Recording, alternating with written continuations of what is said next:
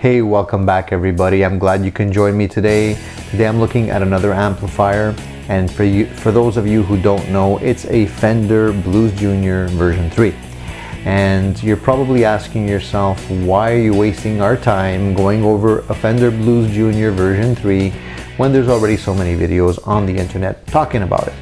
Well, that's because I'm not talking about the stock version. I'm talking about the modded version, which is going to be coming up shortly, because I'm going to be taking this little guy and changing it into something quite different.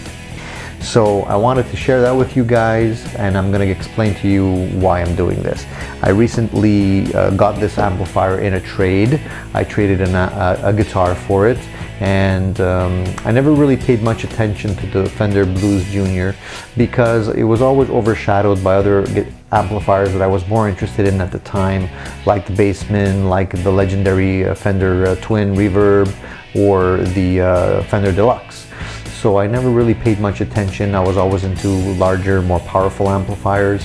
But recently I was looking for an amplifier that I could play at home, reasonable volumes, enough flexibility to keep me happy when I was practicing, and nothing too crazy or too big to, I wasn't looking for an amplifier to be gigging with. So this one fit the bill quite nicely. So when the offer came about, I said, sure, I'll trade the guitar for the amp, and this should fit the bill quite nicely. So when I got the amplifier, which was in pretty much mint condition, I played it and it sounded good, but it didn't sound great to me. So I decided, just for shits and giggles, I'd plug it into another cabinet that I had lying around, which is loaded with two 12-inch Guitar Warehouse speakers. And you can see that cabinet in another video that I made where I was comparing Helotone speakers to Guitar Warehouse speakers. In any case, long story short, I plugged it into that cabinet, and all of a sudden this little guy grew some kahunas. It became a lot more dynamic, a lot more lively, a lot more punchy. It was everything that was lacking, all of a sudden was there. So I couldn't leave well enough alone and go back to the stock cabinet with the stock speaker, because I'd always be looking for that sound. So I decided then and there I would modify this amp, and I'm going to go one step further. I'm not just going to take out the stock crappy Fender speaker that's in here, and I know a lot of you guys are going to get pissed at me and say, look, the amp is fine the way it is. If you like it the way it is, don't modify it. Keep playing it the way it is, that's fine. For me, after hearing what I heard, I'm not going to go back to the stock speaker. And Fender shouldn't be putting in crappy speakers. They should be putting in speakers that are a little bit more expensive. And come on, you're spending, this amplifier I think new is almost 700 bucks. So it's not, they're getting good money for the amp. Put in a decent speaker. Anyways, long story short, I'm going to be modifying this, and I'm going to be putting in two 12-inch speakers. So to be able to do that, I have to get another cabinet, which I ordered. It's custom-made cabinet. It looks really nice. It's lacquered tweed, and it's going to allow me to put in two speakers. The speakers are not going to be the same. There's going to be two different speakers, so I'm going to try and mix them so I get the best of both worlds, maybe a little bit more punchy bass, a little bit better highs, a little bit more dynamics, and so on and so forth. So then I figured, since I'm already doing that, I might as well change the reverb tank, because the reverb tank on this guy is not very big, and in some cases bigger is better.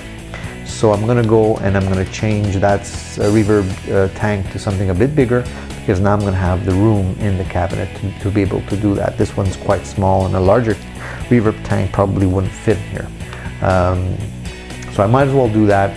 I can't leave well enough alone. For any of you who have seen my other videos, in particular my modification of my PV Classic 30, where I changed out the speaker and I changed out the reverb tank and I changed out some components and whatever, I'm gonna kind of do the same thing here, except I'm not gonna change any components, because between you and me, I don't think you need to change the components. I know there's a lot of people making money with this. There's a guy out there, I think called Bill M, that's selling components and showing you how to modify the circuit. If you're capable of doing that and you feel like doing that, go right ahead.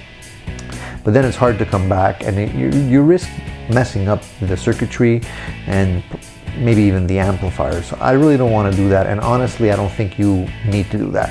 I've heard some of the videos, and do they sound better? Maybe, but I don't know, I don't find it's night and day. I think you're going to get the most noticeable difference just by changing the speaker. And having a larger cabinet also gives you a little bit more projection. It also gives you a little bit more depth, you know. I think the little cabinet kind of dwarfs the sound a little bit.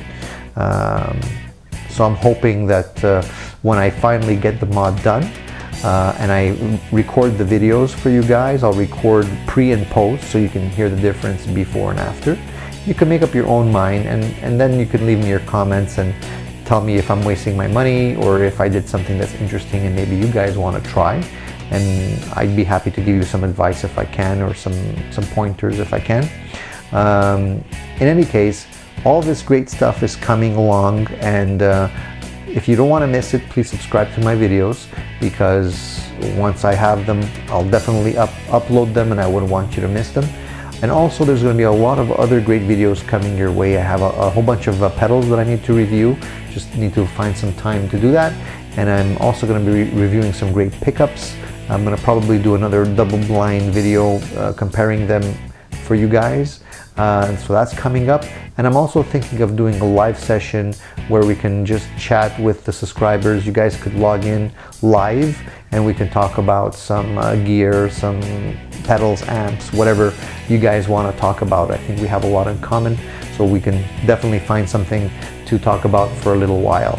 So stay tuned, subscribe, and thank you for watching.